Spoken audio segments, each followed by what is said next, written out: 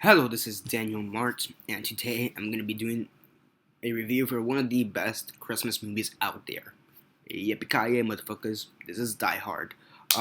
This movie stars Bruce Willis, Reginald Vell Johnson, Alan Rickman, Bonnie Bedelia, Paul Gleason, William Arthurton, Hart Bachner, James Shigato, and Alexander Godunov. So yeah, before I begin though, 10-second spoiler warning as usual for those who have yet to actually watch Die Hard for whatever reason. Um, Stop the video, go check it out, and come back and watch the rest of this review video. 10-second spoiler warning as usual, starting now.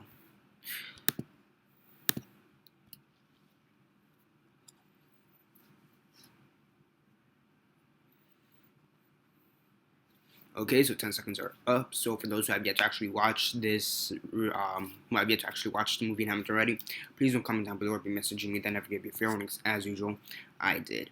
So as usual, quick synopsis, likes and dislikes, and then the rate. So you have John McClane. He goes to Nakatomi Plaza where there's a Christmas party, and all of a sudden you have Hans Gruber and his group of German terrorists, and they're basically taking over the building. However, they didn't expect for John McClane who was an NYPD officer, to be there and ruin their plans, and chaos ensues, action galore. One of the best action movies ever made, and yeah, the whole building basically gets demolished at the end, theoretically. Die Hard, yippee-ki-yay, motherfuckers. It's one of the best action movies ever made. There's really no other way to go about it. It's one of the best action movies ever made. That's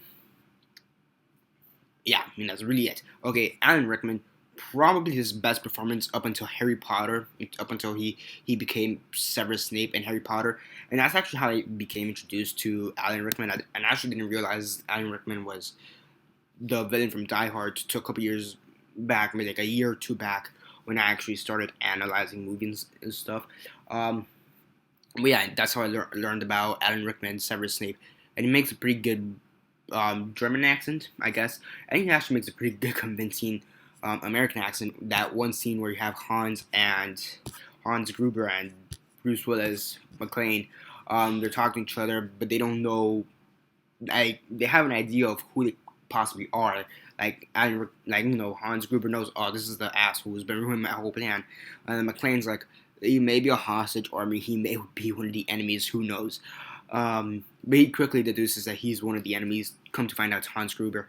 So that was pretty good. One thing I did notice, though, aside from the guy from Family Matters, Reginald Vell Johnson, aside from the guy from Family Matters, every other good guy character, or any character that's supposed to be a good guy, aside from Bruce Willis, Bonnie Bedelia, and Reginald Vell Johnson, everybody here, including the supposed good guys, are kind of dicks.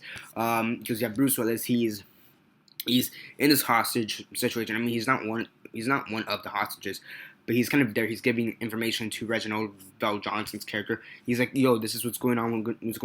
And I understand how like the FBI and the LAPD, because Bruce Willis is in NYPD, and he went to LA for the vacation for Christmas.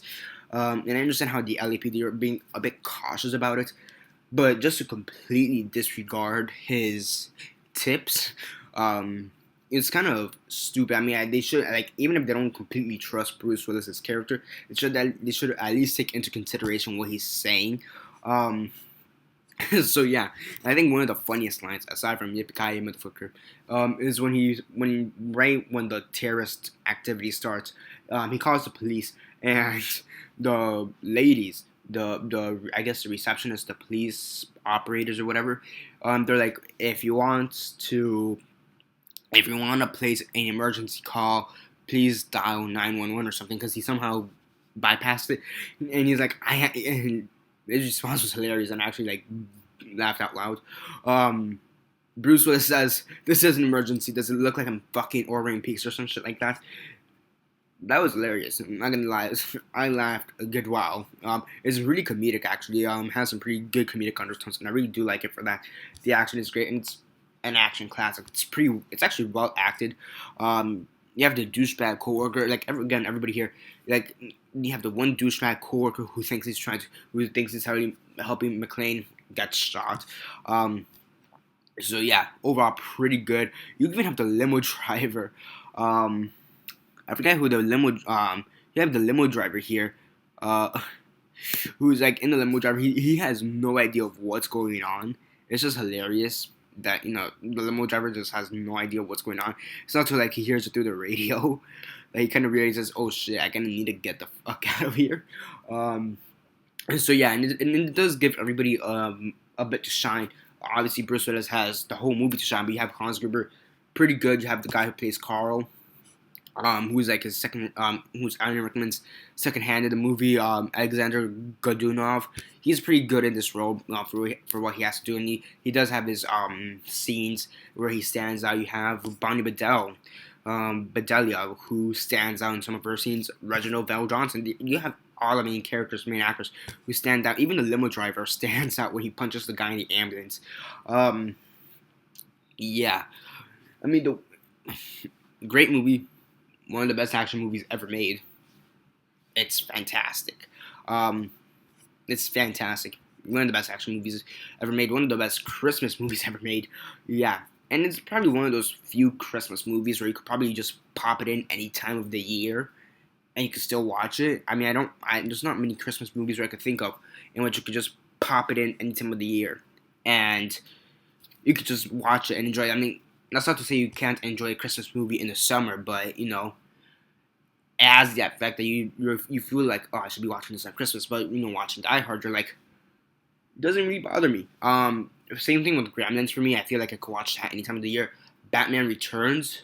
If you guys don't think about it, Batman Returns, the second one with Michael Keaton. That's also a Christmas movie. You could watch that one any time of the day and be like, oh, pretty good.